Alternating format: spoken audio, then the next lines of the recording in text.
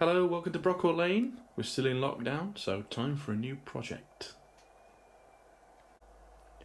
Now this is a ready-made layout from Scale Model Scenery.co.uk, and they make these laser cut ply baseboards which just slot together. You can see how they slot together there.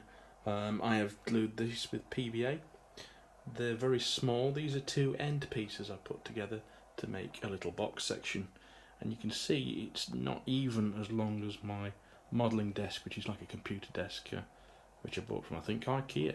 So it's not very long. The actual measurements are 80 centimetres from that wall to this wall, and 30 centimetres from the back there to the front. It doesn't come painted. I've just painted this back seam. And an emulsion tester pot from Wilko's. It's called Summer Blue, if you're interested, which looks a bit of just a sky blue really. Nice cheap way of doing it. Now at one end you can see I've glued in a Wills bridge kit, which has been split in half. Only used half of the kit as an entry point into the scene, and I've cut a hole in the back seam, which was a little bit difficult, but got it done eventually. Now it's such a small layout this, I'm going to have to use the very smallest picot points I can get hold of, and that happens to be the Y point, which is about the smallest there is available. I think this is code 75, and I have one or two other second-hand points which I'm going to try and use as well.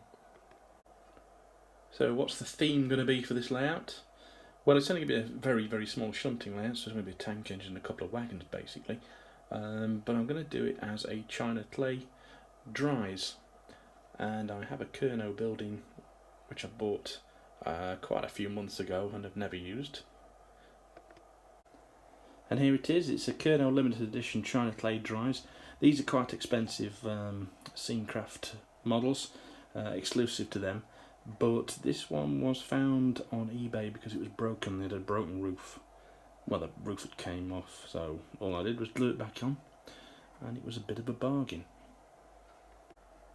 Now at the far end I've already built a bit of a corrugated building for the wagons to go into, a bit more of a modern structure like you saw on some of the China clay branches, and the clay dries will just meet up with it in the corner there. And available separately, but again from Kerno, is the chimney and the coal house, where they put the coal in the boiler anyway, to actually dry the China clay. Now I have added to it, I have put a little wooden retaining fence around there, and some coal, a pile of coal in there as well, just to add a little bit of detail to it. So that's the main scenic feature. This of course needs gluing down properly. I think it'll look quite nice. I've also modified the dries here with some China clay loaded up, piled up at the back there, which is actually some of the white sand which you might have seen me use before. I use it to replicate snow on my 009 HOE layout. It's actually reptile sand which comes in a white colour, and that's just glued down with PVA. Well, as far as the track plan's concerned, that's it I'm afraid. Just 2 points. Very simple, and there will be a little fill yard off this way, of course, which I'm going to do later.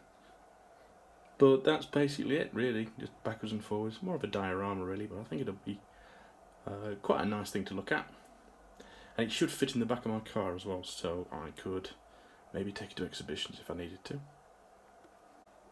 So just drawing around the tracks with the marker pen, so I can take the tracks away now, and paint underneath, so there's none of that board going to shine through the sleepers. And if I do any ballasting, well I would be ballasting it, but if I miss any bits then you won't see the wood through. It should be a nice ballast colour underneath. So with Wilko's emulsion tester pots again, this is called Storm Cloud, I've just done underneath where the tracks are going to go. It's still wet, so it's still drying, but I think Wilco's is keeping me going during this crisis. So next, fixing the tracks down. Okay, slight change of plan. I've decided that it looks better with two of these Kernu buildings. I did actually have two. I thought maybe the one would look good on this small layout, but I've changed my mind and decided to go with the two. So it does make this layout quite heavy, but I think it looks better. And I've just placed those tracks down, put a DJ 14XX on there just to see how it looks. And I'm quite happy with the way it looks. I'm going to now fix the tracks down and put some PowerPoints in there as well. There we are, so the tracks are now fixed in place. There's some PowerPoints, some wires going through, although not wired up yet, just behind that point there, and just behind that point there, and they're still dangling down there. And I've been doing a bit of painting as well, so I paint all the wooden sides in a black colour, again emulsion test apart from Wilco's in black, all the front there as well, and I found a bit of green to do around the tracks, so it's pretty much covered. I've also weathered a lot of the tracks, or weathered all the tracks. So I painted with the weathered wood paint from Phoenix Precision, which is the darker shade, and then the rail sides I've used a tan rust colour. Spent a bit of time doing that. It's still drying in places, so it looks a little bit glossy on that bit, but I think it looks a lot better than it did before. And I've cleaned the rail heads with a little bit of fine sandpaper, taking care around the point blades, of course. Now, next thing I'm going to do is I'm going to add a point lever to this one, a fake dummy one. So I'm going to build a little bit of balsa wood base around there, and I've got some little plastic levers. They're a bit delicate, but and there is some metal ones on the market, but I happen to have some plastic ones. Probably do the same with that point over there. And another thing I'm going to do is improve this Pico buffer stop. Now it's deliberately gone over the edge, so I'm going to cover that with grass so you'll not see that there's no rail there. But what I'm going to do is remove this cross beam, and this completely, chop that off and replace it with two cut pieces of rail, because I think that'll look more realistic. So I'm going to get on with that now. Yeah, so that cross beam's come off quite easily. I made sure this was well glued down before doing this, so these pieces are nice and firm. I'm going to chop these little prongs off and then super glue two rails to it. Don't throw these away, because these can be good at the end of platforms and things, or fixing on the brickwork direct to it or something like that. So that'll go in my spares box, I think. So a bit of super glue on the post there, and here's a bit of a tip for you. The reason super glue glues your fingers together so damn well is because the moisture in your fingers activates it. So if you wet like this bit of rail and just hold that against it, it will glue really quickly. The only thing you will get is some residue, some white residue, but we're painting it anyway, so I don't care about that. So that's been replaced with the metal rails now. That'll look okay when it's painted. It's a little bit scruffy at the moment with all the glue residue, but it'll look fine when it's painted. And also I've built up a little base for the levers. I added some scraps of balsa wood around the points, like so. And that's got some white glue on there that's just gluing. Make sure you don't glue the points up as well. It's not actually touching that, I don't think. And then I've got these little levers. These are plastic ones. To be honest, they're not the best. You can get some metal ones. I can't remember where they're from, but I might replace those if they get broken, but that's all I've got at the moment.